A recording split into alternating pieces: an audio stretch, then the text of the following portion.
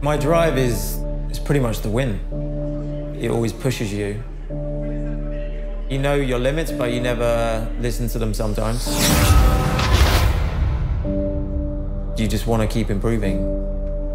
And sometimes it's not going to go your way, but you always think about the next time, you know? Ultimately, every time you get in the car, as long as you're thinking about how you can get better, how you can improve, that's kind of what the drive is.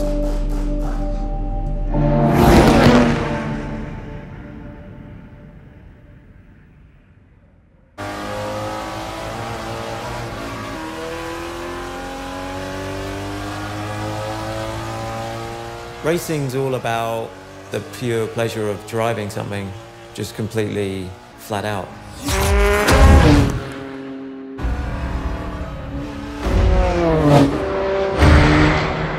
You're doing, I suppose, top speeds plus 320 kilometers an hour.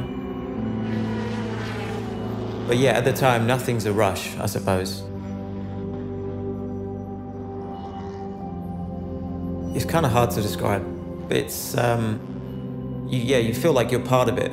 You're part of the car. You know, you're telling it what to do, and it's telling you what it wants and what it doesn't want. You know, it's kind of, yeah, because you're strapped into it, you know, you feel everything. You know, the tyres, the chassis, the engine, you know. The gearbox is telling you loads of little things. I think the moment you start rushing and panicking is when you're missing all the little details that you should have been picking up, and then that's when you can make a mistake, and yeah, it can be great disappointment. And I used to be bad at carrying that for a long time, like, if it didn't go right, you know, it didn't go my way, but I don't like to dwell on the negatives these days, you know. I don't know, I like just to come home and kind of switch off, go and ride my bike, clear my mind, and just need that kind of, that split.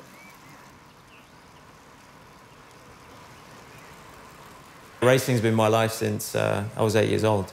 My dad took me to like a local go-kart place. He kind of got me into it, and then he was, you know, my go-to guy. He was my mechanic, my dad, my coach, kind of everything, you know.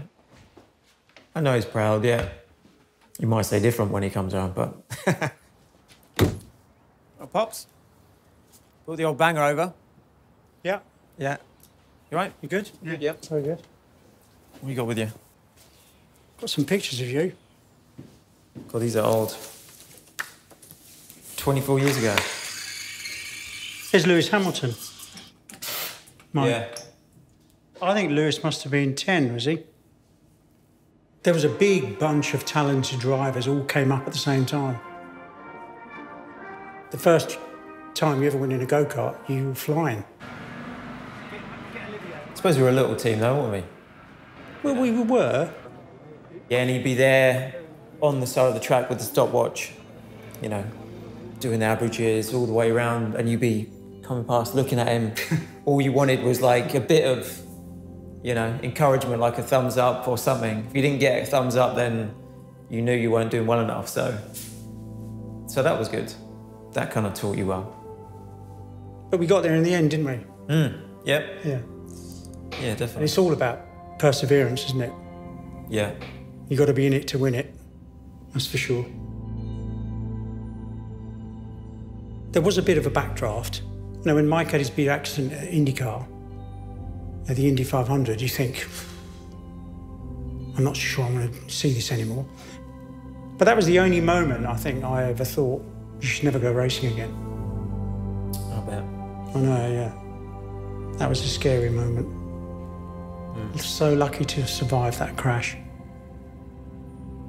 The biggest one I had, yeah, was Indy 500 in 2010. I had enough fuel to go at the end, and all the cars in front of me didn't. So came into like turn 3, was behind Ryan Hunter-Ray. And I clipped his back wheel, and yeah, as soon as I was airborne, I was like, oh shit. Then it's kind of down to the the gods, I suppose, of how you're going to be coming out of that one, but still here now talking about it, so yeah, kind of, I don't know. But then the next day I was already asking the doctor when I can get back in a car, so I never doubted really the ability to get back behind the wheel. Well, actually when I got back to Indy the year after, didn't feel 100% comfortable, and the car didn't feel right. Maybe that was a mental thing, I don't know. I just felt like it was just too much risk. Maybe I should not do this style anymore of racing, so that was a tough decision. Hello and welcome to Spa-Francorchamps for the start of the FIA World Endurance season, the Super Season. I look back on it now and think it was probably the best decision I ever made, because it opened up my eyes to all the sports car racing, and I just really enjoy where I am at the moment. The number 7 set the fastest laps of all, but a discrepancy with their fuel flow measuring equipment means that they have been penalised. They will start the race not from pole position, but from the pit lane, a lap after the rest of the field. Yeah, no, I definitely don't see the crash as a negative, really. I think it changed me as a driver for the better. You know, mentally, just being stronger. Red lights are on as they charge to the line. We are green for the start of the Total 6 Hours of Spa-Francorchamps. Mike Conway starts to make his preparations. Car won't be rolled out of the garage until pretty much the leaders are coming towards the end of the first racing lap.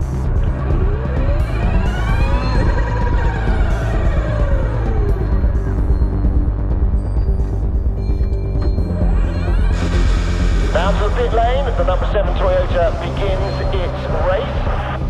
It is going to be a little bit like a kind of hyper video game.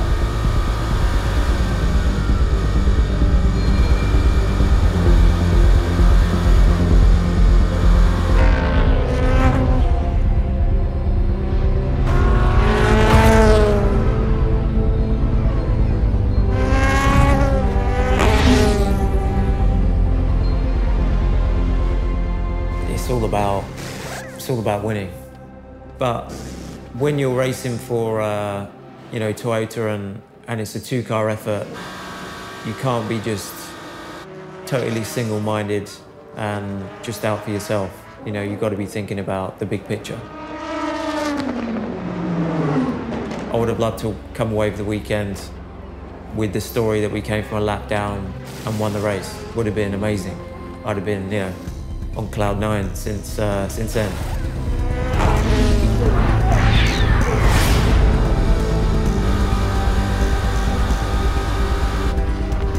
We didn't do it, but we still came really close.